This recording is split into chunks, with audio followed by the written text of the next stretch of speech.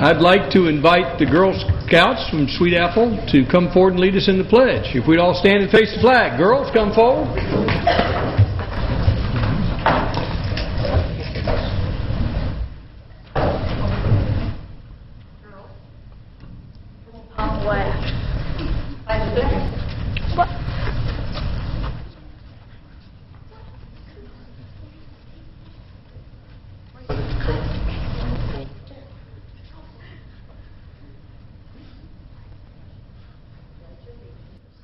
Pledge allegiance to the flag of the United States of America and to the republic for which it stands, one nation, under God, indivisible, with liberty and justice for all. I understand y'all getting your a badge tonight. Girls, do not sit down. You don't get off that easy. Who is the spokesperson for the girls? Lizzie. Where's Lizzie? I know.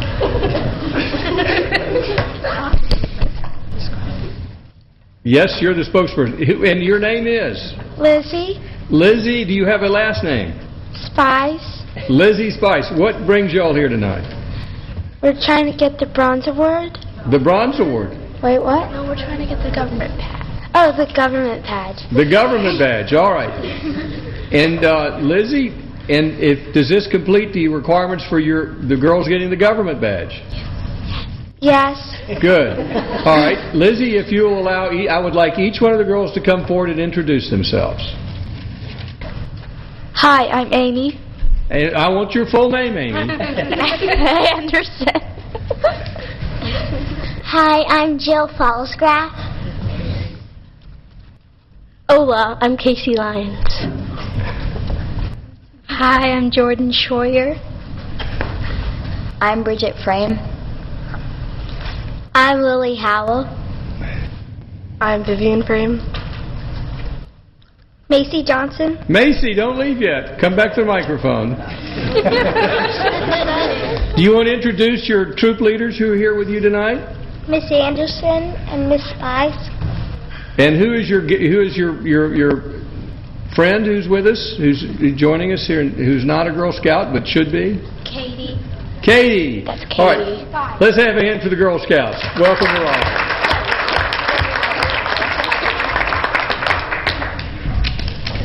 Do I have a motion to approve the consent agenda? Motion by Councilmember Wynn. Is there a second? Second by Councilman Orleans. Does anyone in the audience have any questions regarding the consent agenda? All in favor of the motion, raise their hands. Passes unanimously. We have a presentation from PEDS tonight. The citizens of Roswell have won an award. Do we have any representatives of PEDS here tonight? Or a spokesperson for PEDS? We're always glad to see our Steve Asenbrack, who is director of our Department of Transportation and a member of Bike Roswell here. And tell us about this award. Good evening, Mr. Mayor, members of the City Council. As we all know, the most livable communities in the world are also the most walkable. And so it gives me a great sense of excitement as well as humility. The week before Thanksgiving, there was an awards banquet downtown that Chris Chauvin and myself were pleased to represent you in the PEDS Award. And what this is PEDS is it's a group founded by Sally Phlox. If you know Sally, she is a very strong advocate for pedestrian issues within the greater metro Atlanta area. She's been a good friend of Roswell. Unfortunately, she couldn't make it tonight, so I am her low-level stand-in. But she is one of the 30% of our population that does not drive. And so pedestrian issues are very important to her. And she and her organization monitor pedestrian activities. She is known for her whistle and blowing people and stopping cars that drive badly, and she is also very active in pointing out when municipalities are not doing pedestrian-friendly activities, and then she's also very generous in her words when we are doing pedestrian activities. And I forgot, hand me that, ran up here too fast. I've my graphic. Forgot it.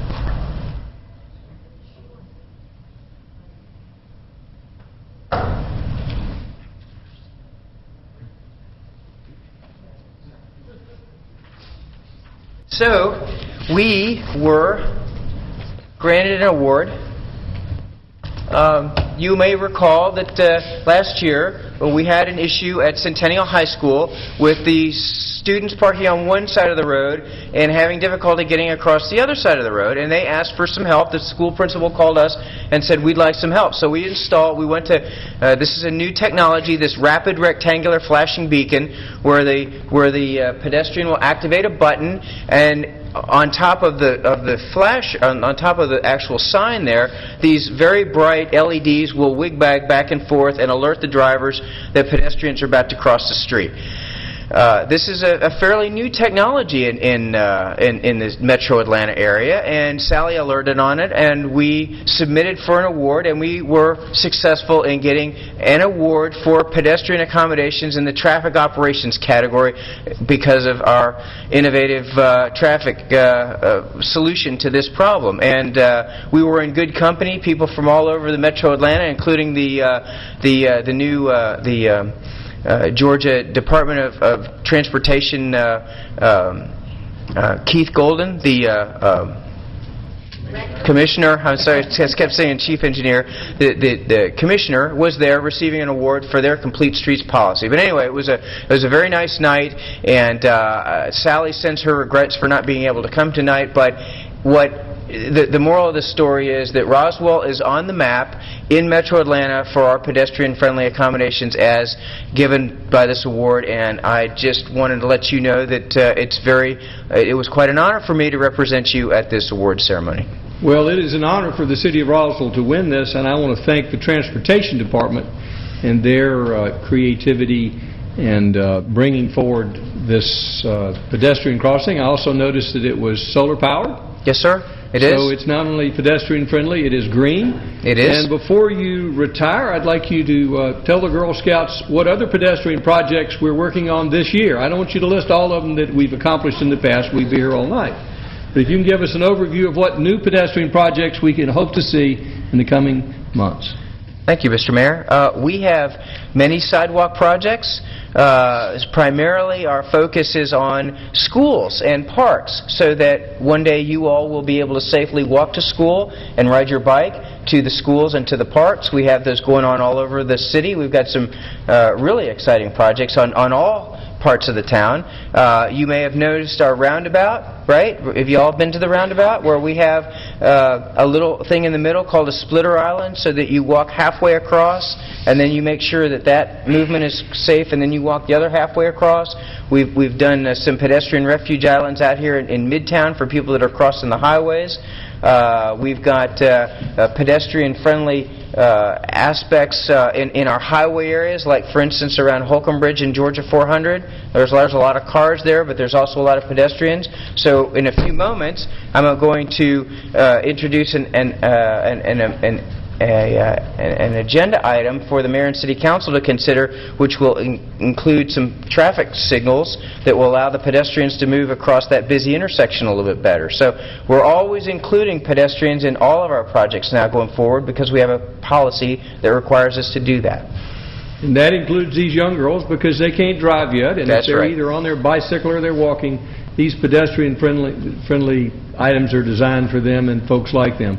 Yes, sir. I also want to thank everyone here tonight for passing the bond issue with a 65% of the vote, which includes how much for pedestrian improvements?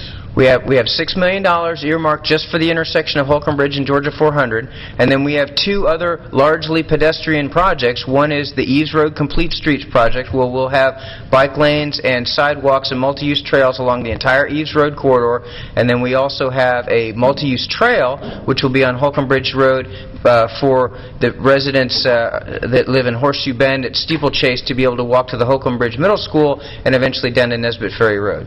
So we've got millions of dollars approved by the citizens of Roswell for pedestrian improvements, Yes, sir. and we hope that Sally will consider those in the future and give us more awards. Yes, sir. For which the citizens of Roswell have earned.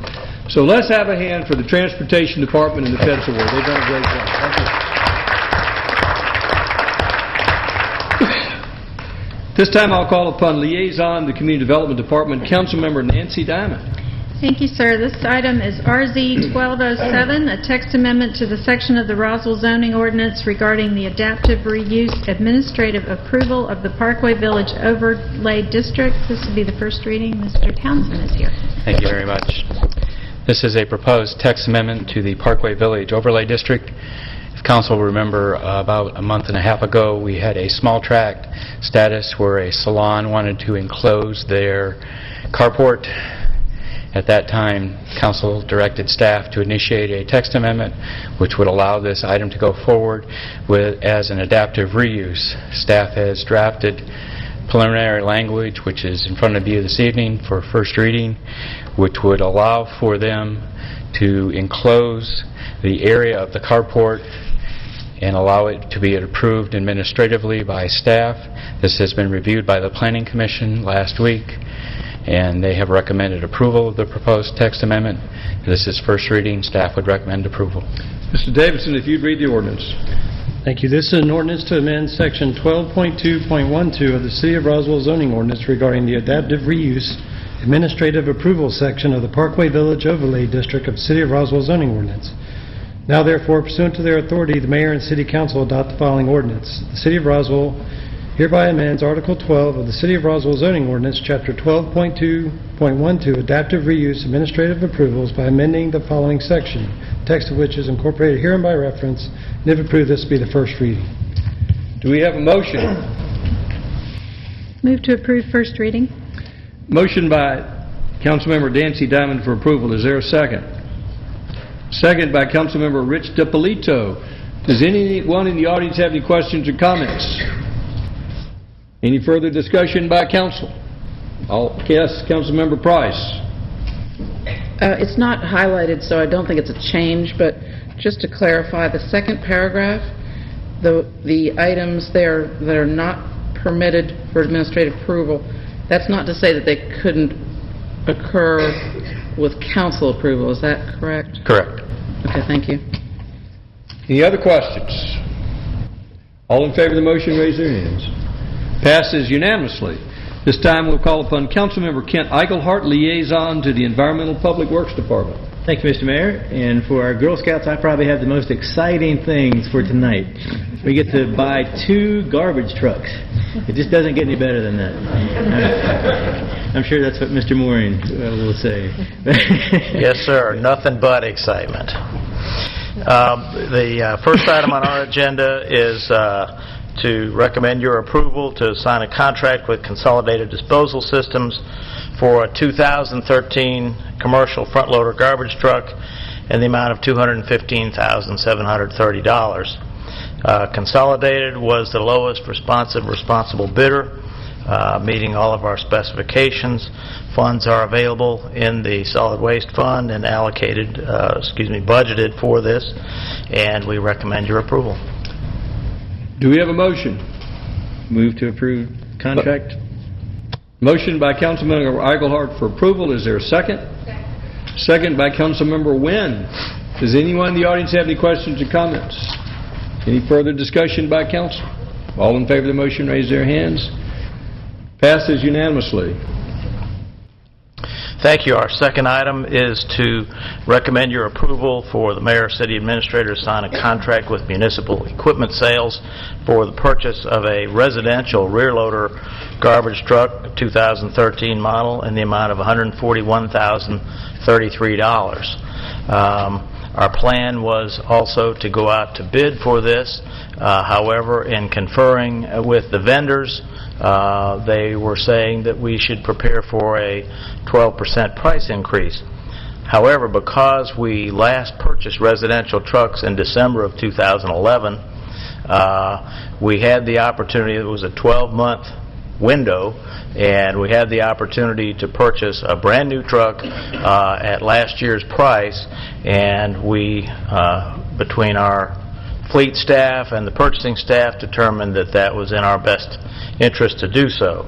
And so that is our recommendation. The bid tabulation, I believe, is attached, and they were, again, the lowest responsible bidder, and funds are available in the Solid Waste Fund, and we recommend your approval.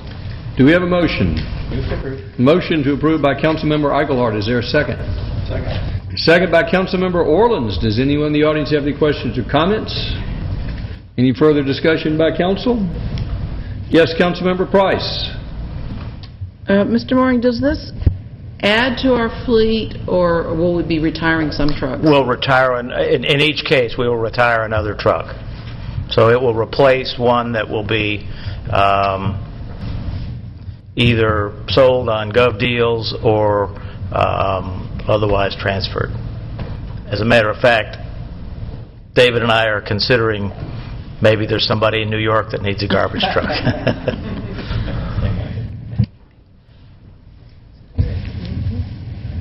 Do we have any further discussion? Do we have a motion? We have a motion and a second. All in favor of the motion? Passes unanimously. This time we'll call upon liaison to the Transportation Department, Councilmember Betty Price. The first item is approval of a resolution to sign a project framework agreement, or a PFA, with the Georgia Department of Transportation, or GDOT, for the State Road 140 Holcomb Bridge Road at State Road 400 northbound ramp intersection, and approval of budget amendment BA 221422-00-11-26-12 in the amount of $1,125,000 to establish the grant budget. Mr. Eisenberg. Thank you, Councilmember Price. Mr. Mayor, members of the City Council, before I do that, I need to tell you that I made a major mistake. The most important thing of that pedestrian award, I need to tell you that Derek Crowder is here, and he is really responsible for that, and I apologize that I didn't give him the credit, but he's the guy who came up with the RRFB, the solar power, the fact that it's the flashing, and I wanted you to know that. So, Good hand for Derek.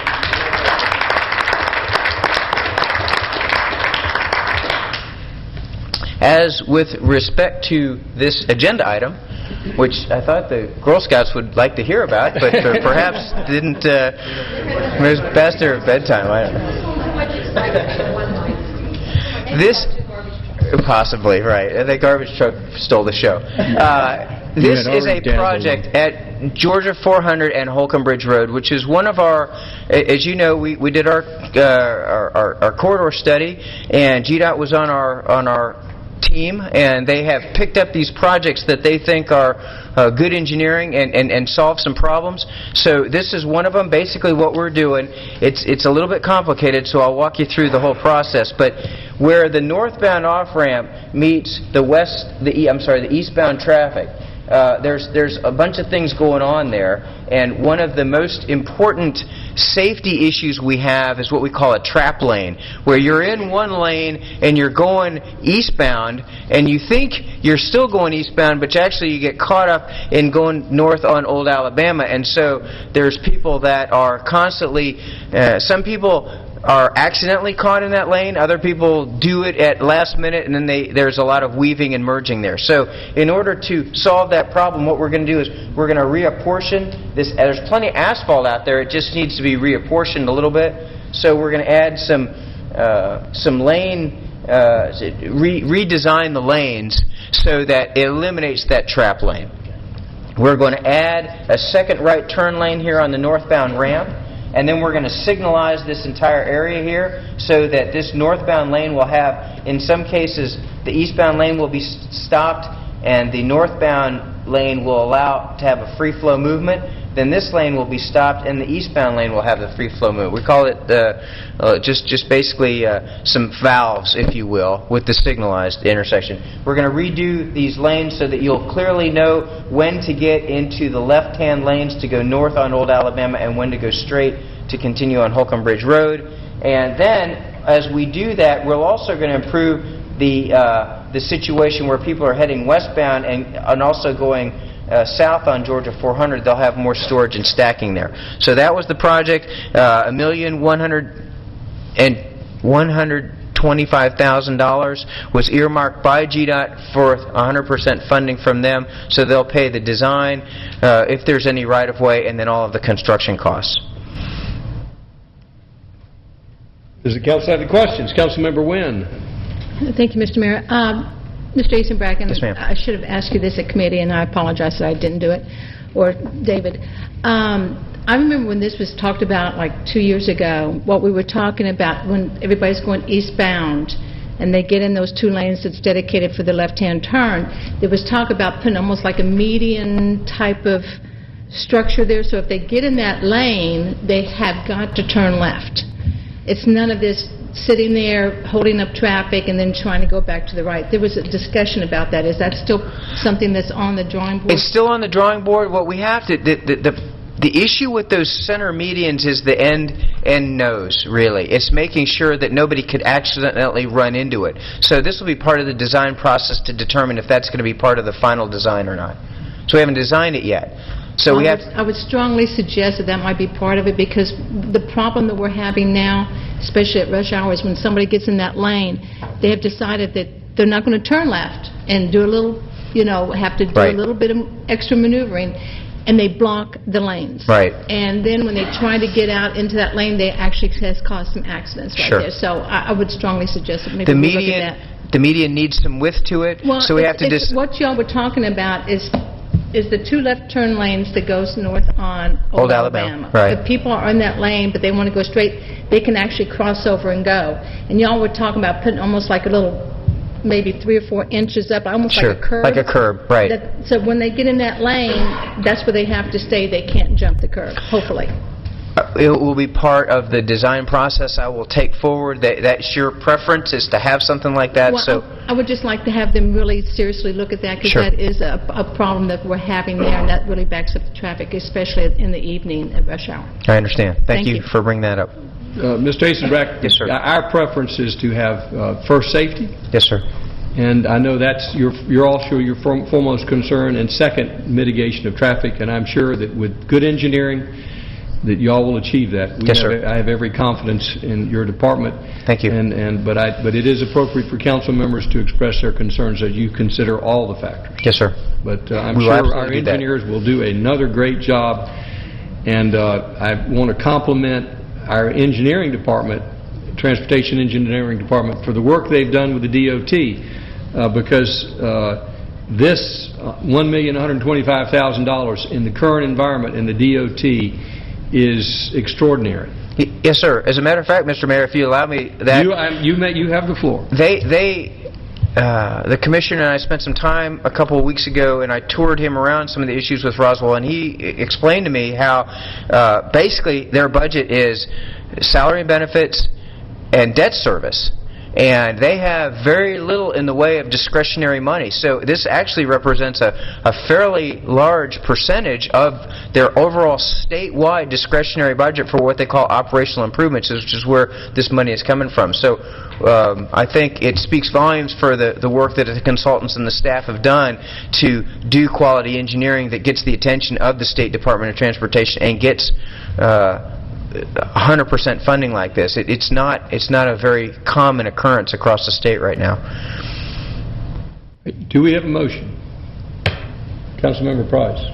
May I ask a question first? Sure. No, you may ask a question.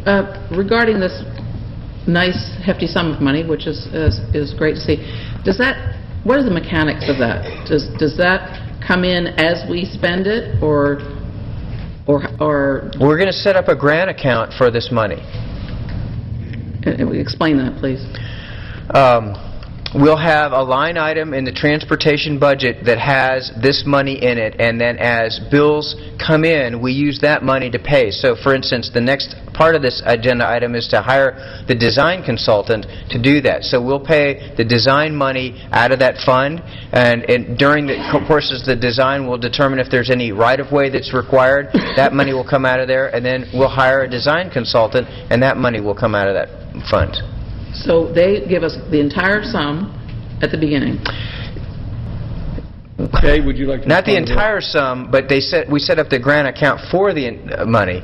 Maybe... Councilmember Price, I think your question is a reimbursement grant Right. in that we front the money and then we are reimbursed by GDOT. They don't send us the money in Okay, advance. that was... Okay, the I'm first sorry, I part of didn't the mean it. question. Okay, to that point... That's true. So, if we're grossly under or, heaven forbid, grossly over, what happens then? So it's just We up try to not to it's do up that. to that amount? Is that...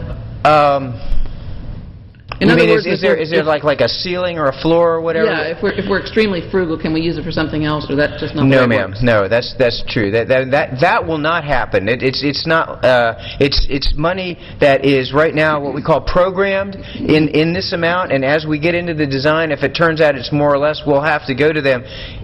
One of the things that happens, for instance, we assume that it's going to be within the existing right-of-way. If that turns out maybe not to be the case for whatever reason, have to move a bunch of utilities, we can go back and negotiate in good faith with the Department of Transportation. But if we do what we call value engineering and this project comes in, say, at $1 million, we will not likely be allowed to spend that money unless... Well, let's just leave it at that. I mean, generally that's the case, is that money is for this project. So could it be used for beautification, et cetera? No, ma'am. Okay. All right, move to approve item 5. I'll answer, we'll have some more questions, but is there a second? Second. Motion by Councilmember Price for approval, second by Councilmember Orleans. Councilmember Diamond, do you have a question? Yes, Mr. Eisenbrack. Yes, ma'am. With all appreciation to all involved with getting this, how fast will we see it? We're thinking it will be probably a year and a half before you actually see construction out there for this. And then how long does it take to build? How long take to build? I mean, we're just Under traffic? redoing and... Probably close to a year. Probably less than a year, but probably close to a year. And we will do everything we can to expedite this process. I assure you, we're as eager to have this as you are. We'll have to go through the entire GDOT plan development process on this, but honestly, the project, by the time it's designed and permitted, will probably be about 18 months. Mm-hmm. I'll let you recognize. Councilmember DiPolito. Thank you, Mr. Eisenbrack. GDOT has implemented a program where they charge for review of drawings. I assume that is included in the design cost. Do they cover that, or do we cover that? Yes, sir. That's included in this particular. So this is 100% design, Yes, sir. construction, review, Correct. permitting, Yes, sir. everything's covered by GDOT. Yes, sir. That's fabulous. Thank you. Yes, sir. Councilmember Wynn has some additional information to give to the public. I'm going to, I gotta, just bust out on this one, because this is only one of 3 of the projects for Holcomb Bridge that you got GDOT to fund. So our $6 million is really a little over $9 million that we're going to be spending. It was $500,000, and of that, we only spent $100,000, and they matched us $400,000. So we only have $100,000 into this. But because of that $100,000, we got an additional about $3 million. 3.2 right now is what we're tracking. So we have $9.2 million for a $100,000 investment. Well, that's true, because we And also have I just want to bring that up, that what we're looking at here is GDOT, that you have worked so well with GDOT, that our $6 million is now $9.2 million. So I want to just say kudos to you and your staff for doing that. Thank you. Any other questions? We have a motion and a second. Does anyone in the audience have any questions or comments? Any further discussion by council? All in favor of the motion, raise their hands. Passes unanimously. I think that deserves a hand from the council for the great work of Rob and the DOT. Well, thank you. Thanks to the staff. They did a great job. You guys. The next item is approval for the mayor and/or city administrator to sign a design contract with Pond and Company for the design of SR 140 Holcomb Bridge Road at SR 400 northbound ramp intersection in the amount of $227,975. Mr. Asenbrack again. Thank you, Councilmember Price. Yes, this project. Now, the second part of this item is to actually award a design, award the design to one of our on-calls in order to shorten the timeline. They are, as you know, we have on-call firms that have previously competed for and qualified our on-call status. And so, discussing with the city administrator, we determined that the fastest path forward that this project was eligible for being awarded to one of our design, Pond and Company, is one of our design firms. They also happen to be a sub-consultant with Arcadis on the Holcomb Bridge Corridor study, so they're intimately familiar with the ins and outs of the traffic, the design criteria, and the GDOT staff. And so we believe that they are actually in a very good position to help us with not only a quality design for the city, but also in the shortest possible amount of time. All right, do we have a motion? Move to approve item number 6. Motion by Councilmember Price to approve the Pond and Company design contract. Is there a second? Second. Second by Councilmember Orleans. Does anyone in the audience have any questions or comments about this item? Any further discussion by council? All in favor of the motion, raise their hands. Passes unanimously. Item number 7 is approval of an amendment to Section 22.6.1 Speed Limits Appendix of the City of Roswell Code of Ordinances, and this is the second reading. Mr. Asenbrack. Thank you, Councilmember Price. Basically, this is follow-on. Georgia law states that jurisdictions may apply a permit to authorize speed detection devices. The fact that we've gone through with Georgia Department of Transportation, we've looked at all the roads in Roswell. We've made some adjustments to a few of them, but basically this becomes part of our code of ordinances that allows our police department to enforce the speed limits on those particular sections of road at the posted speed limit. So, working with police department, we post the speeds, they enforce the speeds, and we have the legal authority to do that. So this is just the action to make that part of our city code of ordinances. Are we changing any current speed limits? We changed 3 of them, Mayor. We went down on 2 and up on 1. And which 2 did we go down on? I brought that up at the last ordinance. This is the second reading? This is the second reading, yes, sir. I'm going to hold your feet to the fire. All right, Mr. Davidson, have you read the ordinance yet? No? Okay. I will be happy to. This is an ordinance of the Roswell City Council setting speed limits on certain streets. Now therefore, to accomplish the foregoing, the mayor and council of the city of Roswell, pursuant to their authority, do hereby adopt the following ordinance. Chapter 22, Traffic and Motor Vehicles of the Code of Ordinances of the city of Roswell, Georgia, is amended by deleting therefrom the appendix of Article 22.6, Speed Limits Appendix, and substituting in lieu thereof a new appendix in Article 22.6 to read as set forth in the appendix attached hereto and incorporated herein by reference, and if approved, this will be the second reading. Do I have a motion?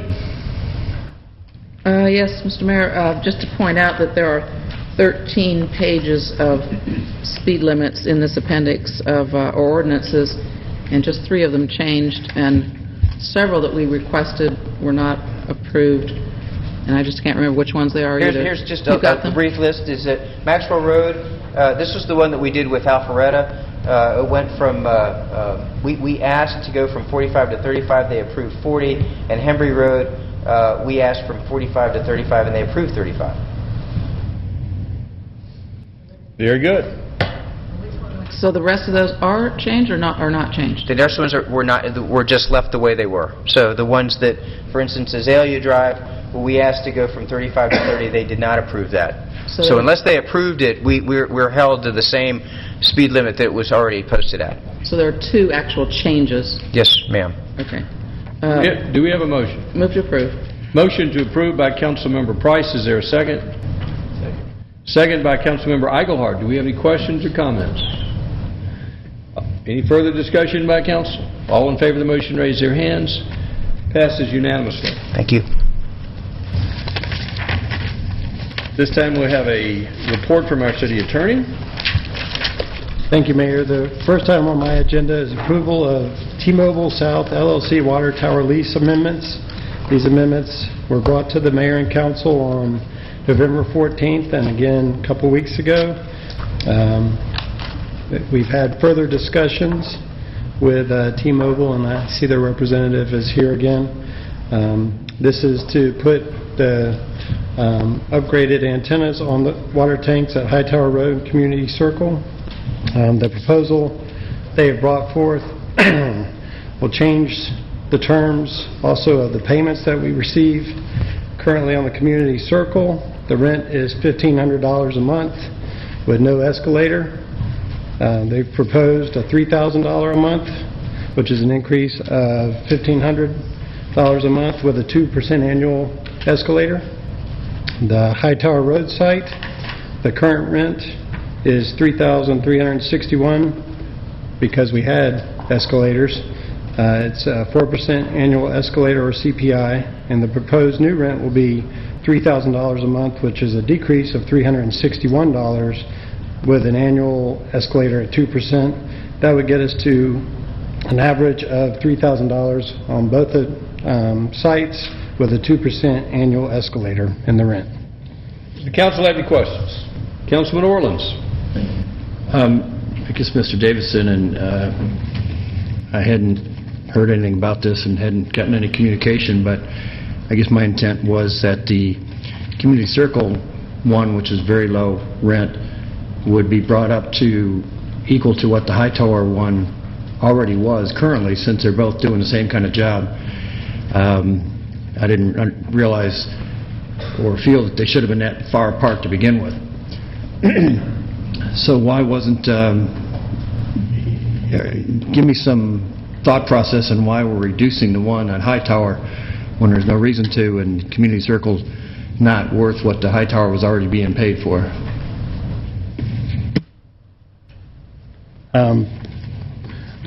Part of the negotiation was just trying to get both leases to be congruent at $3,000. The other one, we started off at $2,500, and due to the escalators, it has increased to the $3,300. It actually started off at $2,500. In order to get the other one up, I gave $300 to get $1,500 more on the other one. So, I mean, to me, that was a pretty good deal.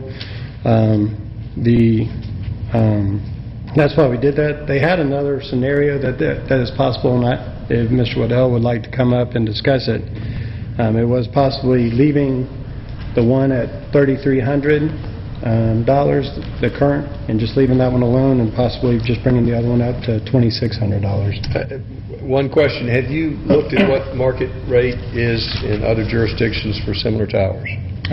We are well above market rate for the $3,300 one. $1,500 is pretty close to what other people charge in this area that actually allow it. So at $3,000 each, is that above what the general market is in other cities? Yes, in this area. Yes. This area. Other questions before we... Just to finish up from my knowledge and research, and that's why I brought it up to begin with, I think the Community Circle should have gone up to the Hightower. Now I can see where the escalator may be talked about as a lower percent with what's going on, but I also think we should keep in the CPI, so it's an escalator of 2% or CPI, because things may change in the future. And to me, that's just trying to do the best job for the city. And some of these cell tower issues have been costing the city more money recently, so it's another reason that I think we need to keep tabs on this and keep it up to date. So all I'm trying to do is bring it up to date, and I think we should match Community Circle to Hightower Road current rent. And as I said, I'd be willing to open the escalator from 4% to 2% with a CPI still involved. Mr. Waddell, at this time, we'll hear from T-Mobile. Yes, sir. Basically, what I did after the last meeting is we spoke after the meeting. I went back to T-Mobile with the discussions that have transpired at the last two. I let them know that basically we needed to get the Community Circle site in line with the Hightower site. Basically, we are fixed with a budget per one of these projects. The increase that is going to go into the Community Circle site far exceeds the allowable amount that we can get approved. So what we did is we had to take and go back in with these two sites in tandem to give them, as a common landowner, as how we had to present this to T-Mobile to get them to accept the current proposal. T-Mobile, it took me a while to get this approved with a lot of justification back through the bosses at T-Mobile. They finally came back with this as opposed to the other scenario. And based upon the discussion that I had with the city, it was my understanding that this is what was wanted from the last discussion at council, was to try to get the two leases to be coincide with each other as far as the rates and stuff like that are concerned. So I hope I adequately... It was to get that way, but with the current rent on the Hightower one. Yes, sir. Yes, sir. In the opinion that came back from T-Mobile was that the Hightower rent is at a well above market rent. I unfortunately wasn't party to the proceedings before of what happened with the negotiations on those. All I can attest to is what I went back to my client on and asked them to approve. And this is basically what they've come back with. We do need the two sites. If there is an issue as far as the Community Circle site is concerned, I don't know exactly how to approach this with council, but what I would like to ask is that we be able to proceed with one or the other. If you're okay with the Hightower rent amount and you're not okay with the Community Circle one, basically what I need is a conveyance back of what you guys need. But at this particular point, I've basically gone to the mat to try to get what my understanding was when I walked away from the meeting last time. So I hope I adequately addressed the concerns. Well, it's time for the council to either accept the recommendation of the city attorney or to make a counter. Yes, sir. So I will entertain a motion. Councilmember Price. Can I just ask a question? Certainly. How long has the contract been in effect? The Community Circle site, I believe, was signed in 1997. The one on Hightower was signed in 2000. So at the Community Circle, it's been $1,500 per month since 1997? No, ma'am. It was, I would need to check my notes, but it was originally signed at $1,200 with no annual escalator, or no escalator to it at all, either term or annual. It was amended to put in the UMTS system, which is another tip overlay similar to what we're doing now. They amended that one by $300. That pushed the rent up to $1,500. And that's where it currently sits right now. For the Hightower site, it was signed in 2000, as I understand. At the same time that Community Circle was signed for the amendment for UMTS, we amended that lease for $100 increase. And it now sits at, I believe, $33.61, if I'm not mistaken. Right. So each year, did it go up by 4%, or did it go up by CPI, or would it? That I can't tell you. The language in it is 4% or the CPI index factor, whichever is greater. Whichever is greater. So I could not tell you which one it is. I can tell you that one of the things that did kind of give a little bit of appetite for T-Mobile to accept the 2% annual or try to make these leases even is the CPI index is a headache for our accounting department, not because of the index not being obscure or anything, but just simply because it's out of our normal box of how we compute. We like to do it on an annual set increase. So that was one of the factors I was able to get through T-Mobile to try to get these two leases even. Mr. Davidson, what are we charging other carriers, other self-services for similar facilities? The typical term has been $2,500 a month with a 4% or CPI increase per year. Other questions of council? Councilmember Price. Just the CPI is probably a safety factor for us. Should there be inflation? I would imagine so. I can't explain why that was negotiated into the lease, but there is a point of view I deal with on a constant basis, dealing with landowners with that is their point of view. Right, and I just think we might want to consider leaving that in there. Other questions before we entertain a motion? Do we have a motion? Do you want to go to the audience first, see if there's any comments? Well, I'd like to know for the council to, I don't want to have but one public hearing, so I'd like the audience to hear what the motion is. It might help me in the direction I'm going with. All right. Does anyone in the audience have any questions or comments?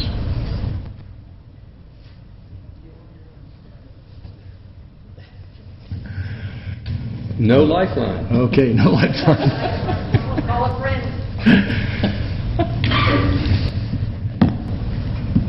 Well, okay. I mean, it's not quite what I was expecting or would have pushed to be involved with. And I know you want to go ahead and get the construction done, and we want to get the community circle up and priced as best we can. So my motion will be covered all as approval of the T-Mobile South LLC water tower lease amendments with the rent agreement as follows. Proposed new rent for both Community Circle and High Tower will be the $3,000 per month with an escalator of 2% or annual CPI, whichever is greater. We have a motion. Do we have a second? Second by Councilmember Price. Any further discussion? All in favor of the motion? That is unanimous. Thank you very much. Thank you, sir. We have a recommendation for closure to discuss acquisition of real estate. Do we have a motion for closure? Motion for closure by Councilmember Wynn. Is there a second? Is there a second? Second by Councilmember DePolito. All in favor raise their hands. This is for closure to discuss real estate. That was unanimous. We're adjourned. Enjoy the rest of your evening. But